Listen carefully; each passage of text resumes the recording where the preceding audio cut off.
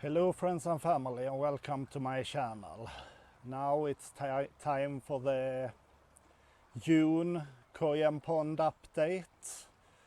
There will be a lot of content in this episode, and the most interesting one is in the end of the video, so please follow me all the way. I've upset my system a little bit with an experiment.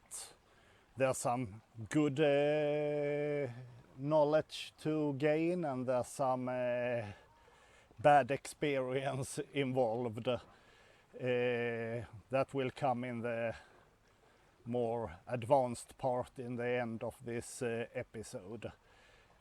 But first, since my experiment, I have noticed small amount of NO2 nitrate. I have always hard to pronounce the nitrate and nitrate. Yeah, the NO2 is a little bit elevated, no really urgent situation. I was up to 0.1 and now I'm at 0.05. But when that happens, I always add some beneficial bacteria to help the system to stabilize. So I will take a road trip to a koi dealer 1 hour from here and show you a little bit what's available in our small country. And after that I will get back to you for some more updates on this pond and how the fish are doing. So let's do a time. Jump. I'm at a koi dealer close to home, 1 hour away. This is his breeding pond. He take 1 spawn a year and select just the finest of them. I have 1 koi in my pond that comes from this pond. So yeah, this is the shop. I'm gonna take you inside and show what there are.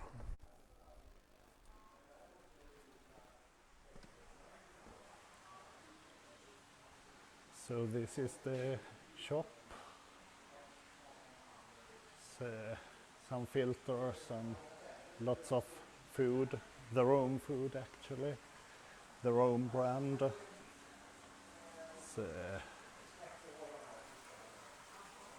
Filters, hoses,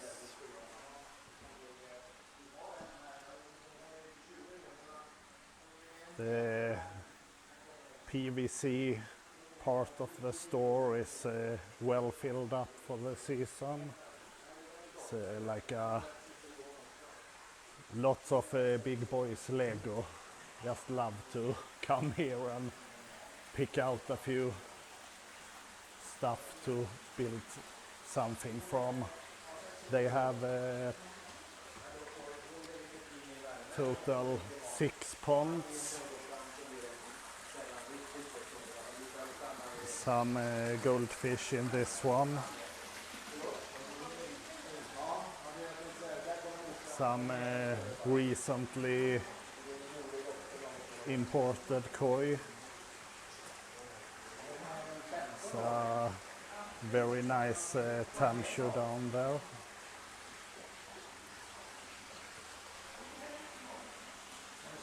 Also import from this year.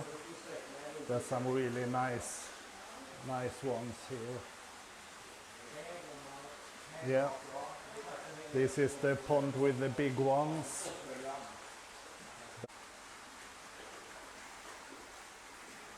Lau Magoo, this one is for you. 1 meter Shagoi. Please tell me in the comment if you like it. Yeah, wonderful fish. Not that cheap. Here's some other nice fish. The water clarity is not optimum today, unfortunately. And here's the small cheaper koi. Yeah, gonna go outside and show you a show pond as well. So you can hardly see there's a pond here in all the plants. It's his own design, and he have sold a few of them to customers in Sweden. What you have is a seating area inside the pond with a big viewing window. Here we have a 1 meter showa swimming around and makes all the other ones look small.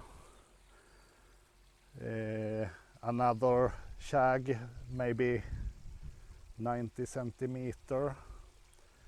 Showa tanche, 80 centimeters. Yeah, there's really some goodies here. I don't know if it's possible to see, but this is absolute monsters, all of them. I would guess that the smallest one in here is like 55 centimeters. Look at that one. So cool.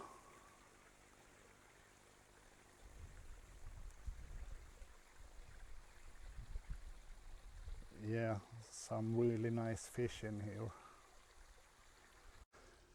Should we go down and check the window as well? Nice little stairs.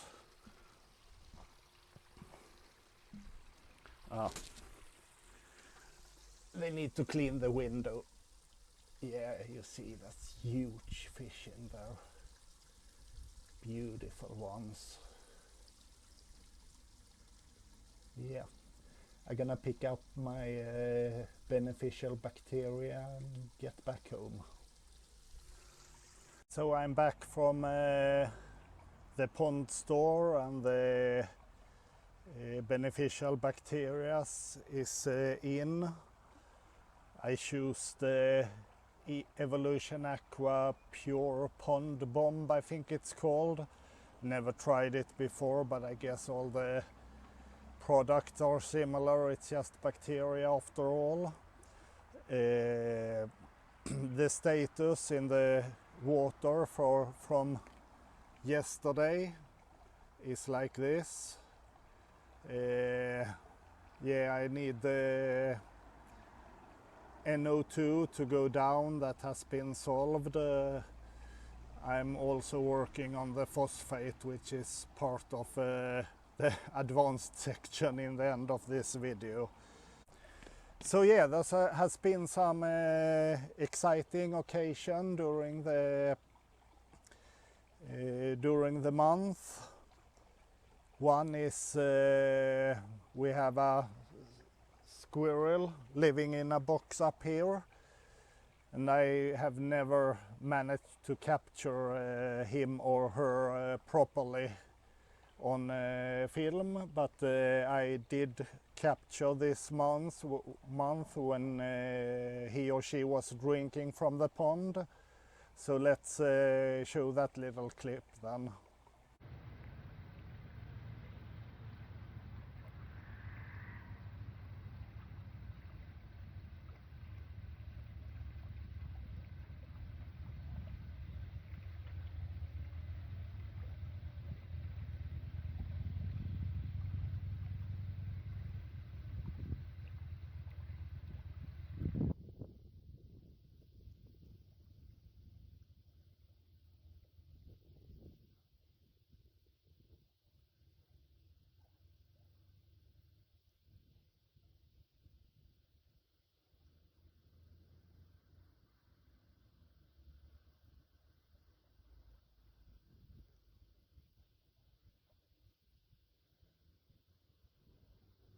So also the rudds has been spawning, and I managed to get some really nice clip on that, so let's watch that as well.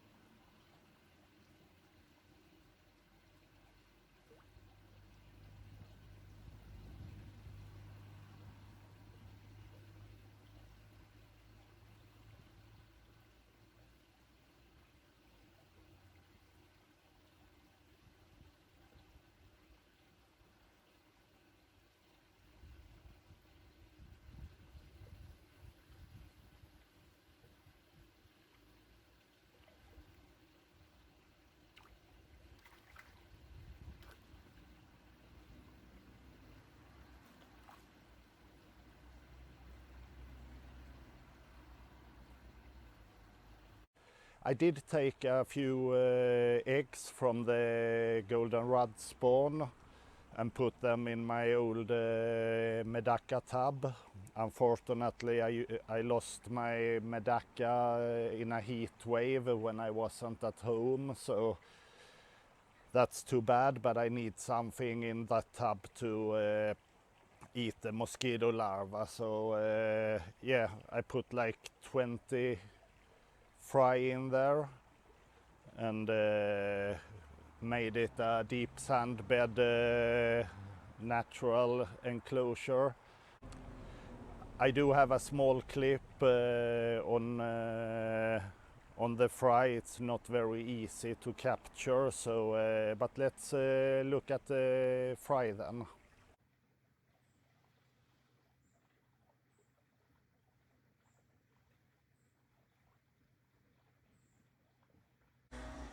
The koi has been in and out of the pre-spawn behavior several times, but no spawning yet, which is a little bit later than usual, but yeah, nothing to worry about yet. I have the spawning mop inside, so they have somewhere to put their eggs, so yeah. Let's look a little bit closer on the pond then.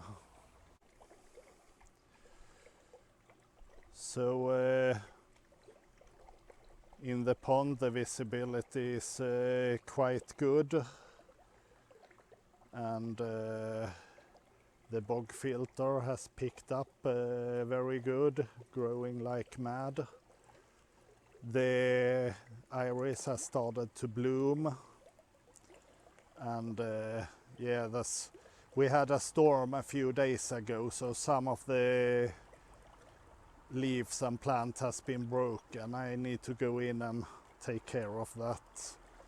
Maybe that's for July pond update. Yeah, the fish at the moment, I think it looks good, everything.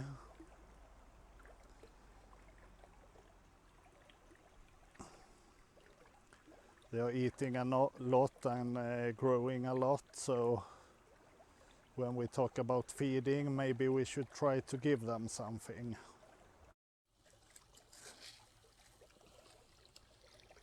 So I have been waiting for the sun to go so you can see the fish a bit better.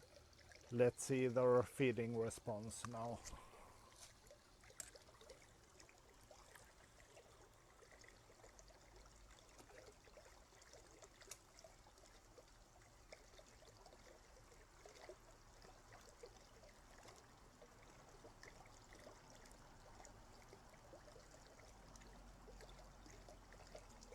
Yep, that's my fish feeding.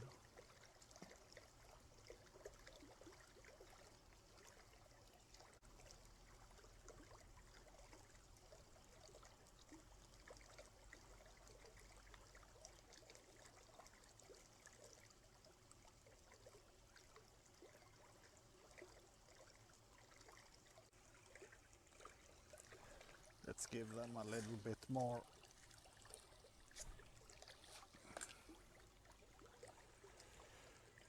"20 degrees in the pond, and I'm feeding heavily now.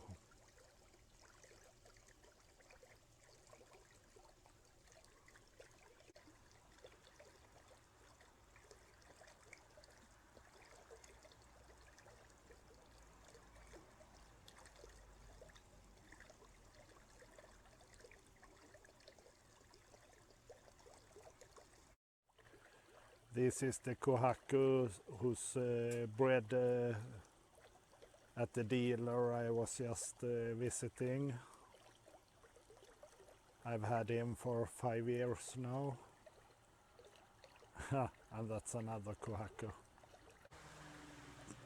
That is the showa I picked up in May episode, and the kuyako next to it.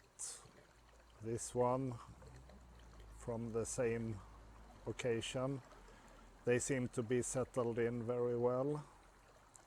So I guess that's it for the general koi and pond update, but I have promised you to share a little biological experiment I have conducted.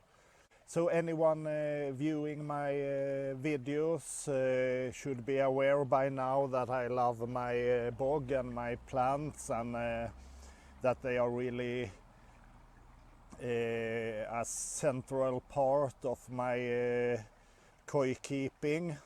So I'm gonna show you a little bit. It will look like a very complex picture, but I will walk you through it. The koi needs protein to grow and be healthy. That is getting into the nitrogen cycle.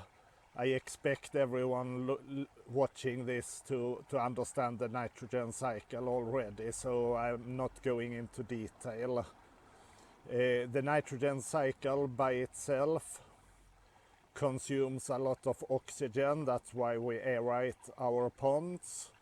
And the output, except for nitrate, is hydrogen, which is acidifying. So that's why we need to protect our ponds from pH crash and add some kind of buffer to the system.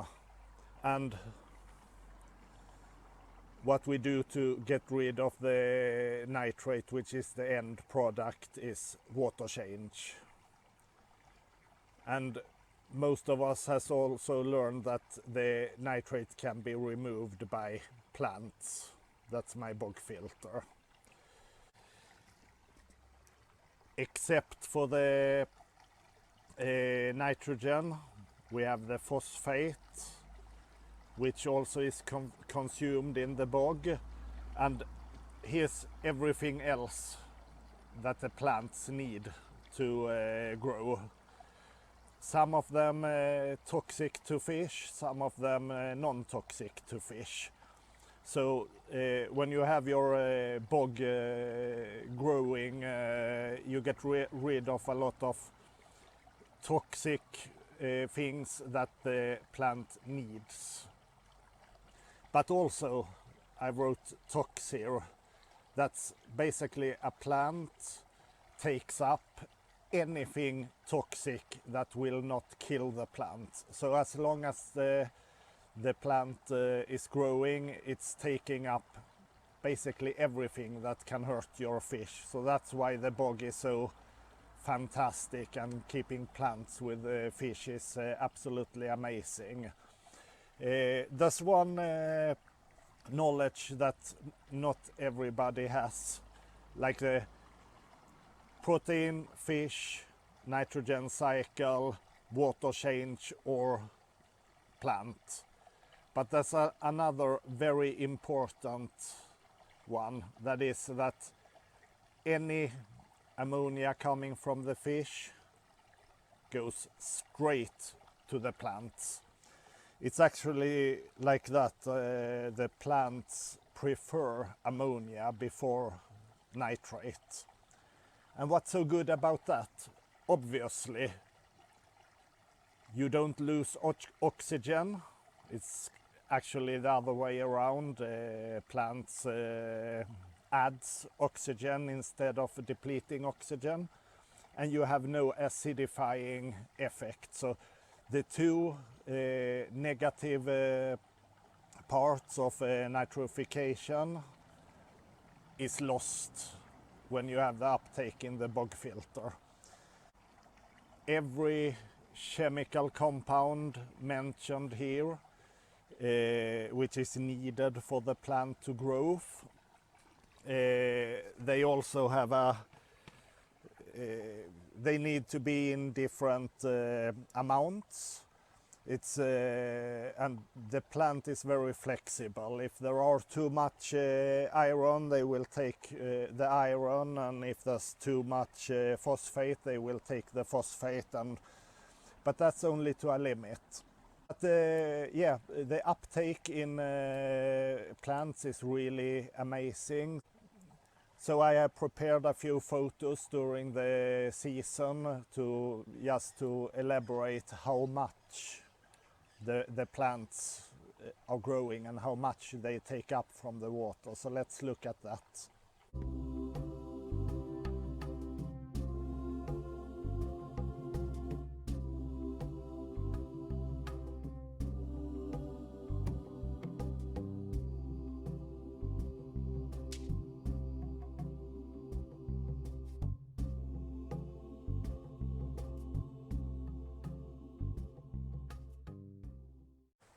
So everything that the plant needs, they need in different amounts over a long term.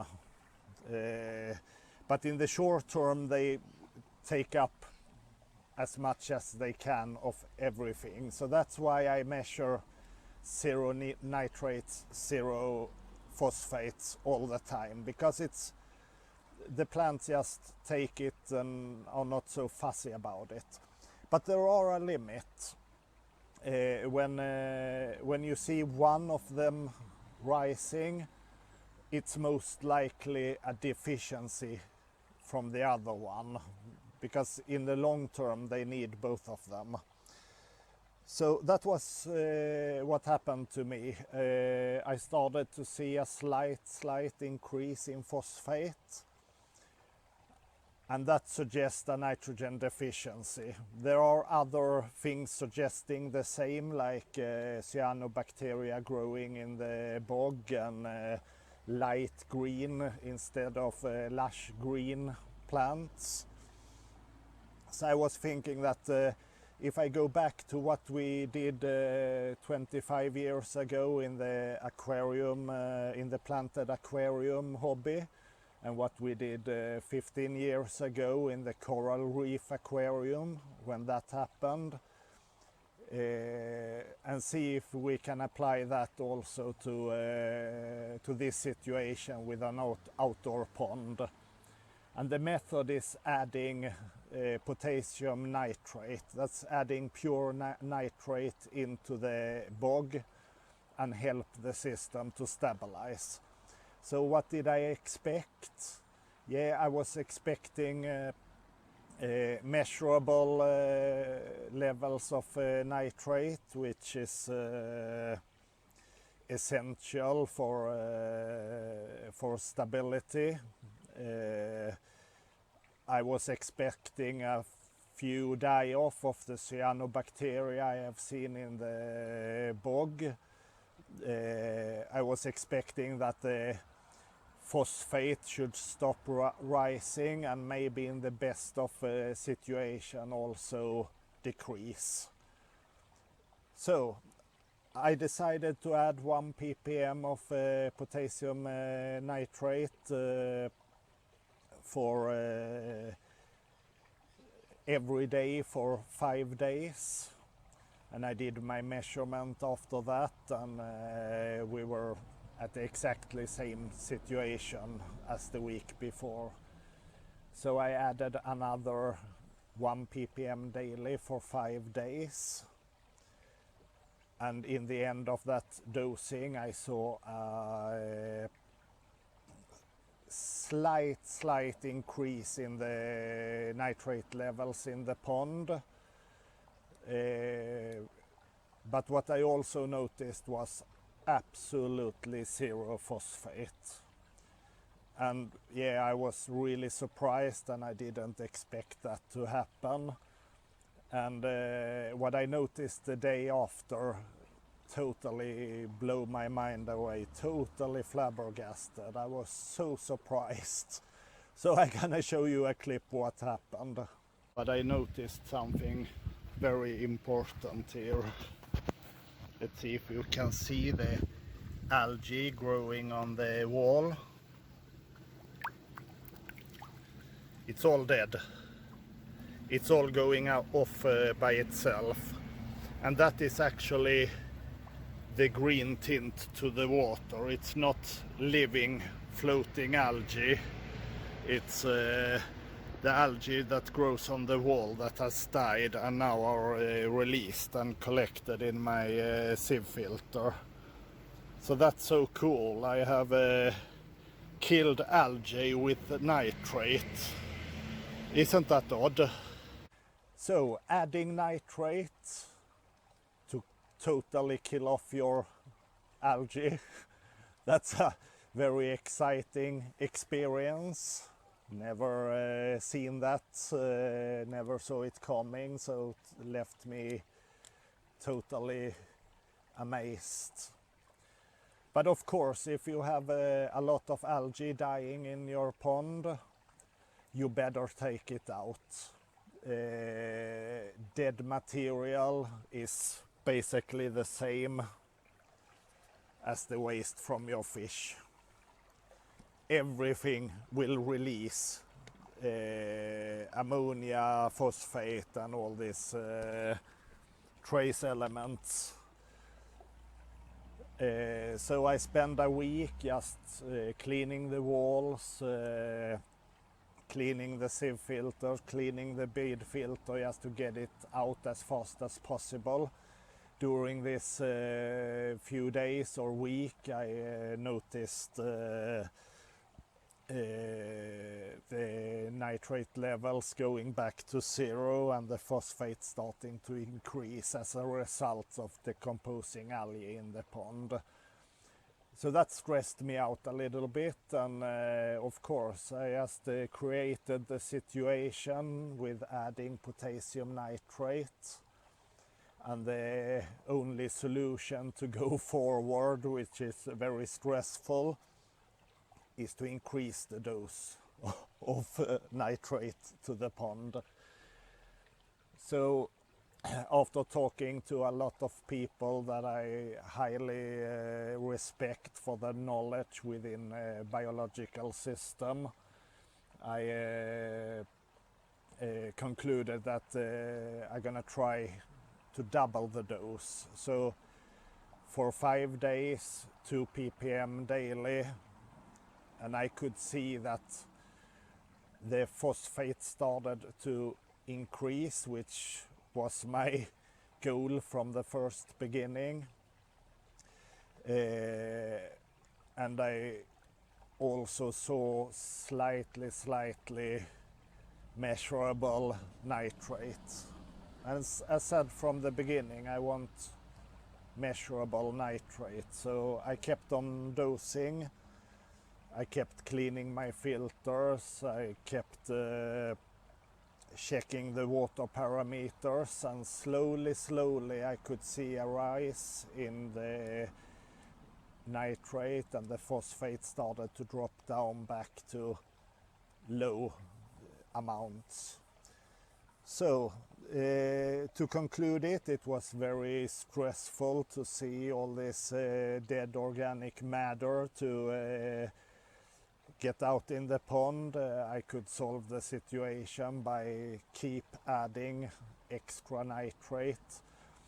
At the moment I'm up to dosing around 60 ppm nitrate in my pond. The measurement you saw earlier, I just have 5 ppms left in the pond, and if I stop dosing it drops immediately.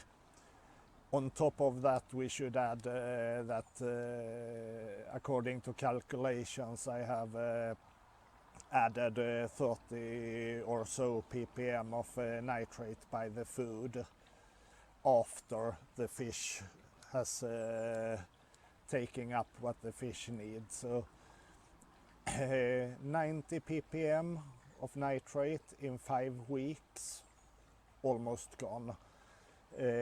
Phosphate is dropping back, so we are getting into a more stable situation. And for the future, what do I expect? Yeah, sooner or later the system will balance itself. We will get rid of all the phosphate, and once that is done I can start to decrease my nitrate addition. So yeah, I have been hesitating to share this because maintaining a biological system by adding chemical fertilizer is somewhat controversial, but yeah, really what I did was just adding exactly the same ions that the nitrogen cycle adds to the pond, and I did it only because it was a deficiency situation, so I wouldn't like have a regular adding to the system. Really hope you found this interesting. Thanks a lot for watching, commenting, subscribing, liking, sharing. It's all so much appreciated. So my name is Magnus. You have been watching Green Machine Sweden. Thanks a lot for that. Take care, stay safe, bye.